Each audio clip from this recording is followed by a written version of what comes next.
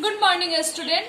पिछले क्लास में हम लोग अपना बुक वर्क कर रहे थे जिसमें किए हुए थे फिल इन द ब्लैंक्स और मैच द फ्लोइंग। आज हम चूज द करेक्ट आंसर करेंगे, ओके।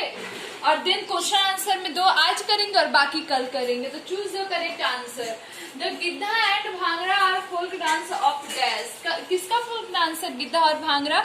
पंजाब और असम ऑप्शन दिया है तो पंजाब। सेकेंड है the painting at Ajanta and Ellora depict the life of dash. Rama और बुद्धा। किसके लाइफ के बारे में बताता है? बुद्धा के। The classical form of music in northern India is. Classical form कौन सा क्लासिकल म्यूजिक नॉर्दर्न इंडिया में है?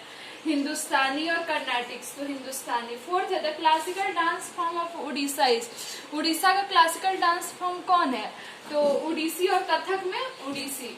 उसका लास्ट है zardozi and phulkari is example of dash done in India. किसका एग्जाम्पल है जरदोजी और फुलकरी? हैंडीक्राफ्ट का या एम्ब्रॉयडरी का? तो एम्ब्रॉयडरी, ओके। फिर से मैं रिपीट कर देती हूँ। Giddha and Bhangra are folk dance of dash. किसका फोल्क डांस है? पंजाब और असम में पंजाब का। Second, painting at Ajanta and Ellora depict the life of dash. किसका लाइफ बताता है? रामा एंड बुद्धा में Buddha.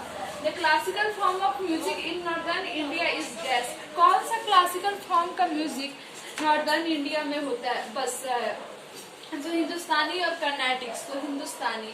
The classical dance form of Orissa is called. Orissa में कौन सा क्लासिकल डांस होता है? तो कथक या उड़ीसी, दोनों में कौन सा होगा? उड़ीसी।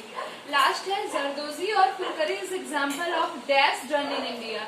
हैंडीक्राफ्ट और एम्ब्रॉयडरी। इसके बाद हम क्वेश्चन आंसर करेंगे अभी। हाँ, तो अब क्वेश्चन आंसर में हमारा फर्स्ट क्वेश्चन है। अब पहले यहाँ पे answer the following question. First question है what is heritage? What are type of heritage in India? Heritage किसको कहते हैं और किस किस टाइप का इंडिया में हेरिटेज पाया जाता है? Things that are passed down to us from ancestor is called heritage. जो चीज, जो भी, अगर आर्किटेक्चर, डांस, कल्चर, जो भी हमारे पूर्वज से हमको मिला है विरासत में, हमारे पूर्वज से हमारे तक आया है, वह क्या कहलाता है? हेरिटेज कहलाता है। Things that are passed down to us from an ancestor is called heritage। उसके बाद natural and cultural type of heritage found in India. 2 type का इंडिया में हेरिटेज पाया जाता है, नेचुरल हेरिटेज और कल्चरल हेरिटेज, ओके। तो वही लिखा हुआ है, natural and cultural type of heritage found in India. Then second question, write a note on the architecture diversity in India and give example।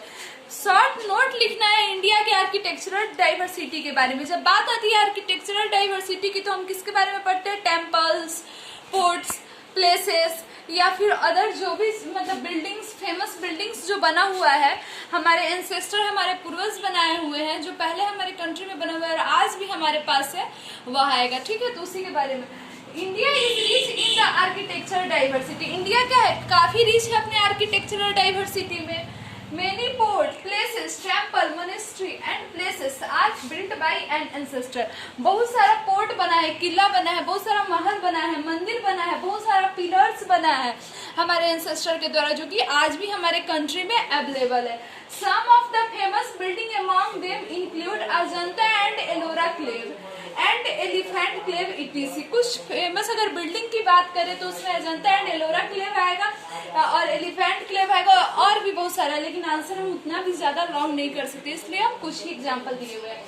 The sun temple, Khajuraho temple, Meenakshi temple are some temple that represent our architecture diversity. अब temple की बात करें तो sun temple देख लीजिए, Khajuraho temple देख लीजिए या मीनाक्षी टेम्पल देख लीजिए, जो कि हमारे एक रिच डाइवर्सिटी को इंडिकेट करता है टेम्पल के मामले में।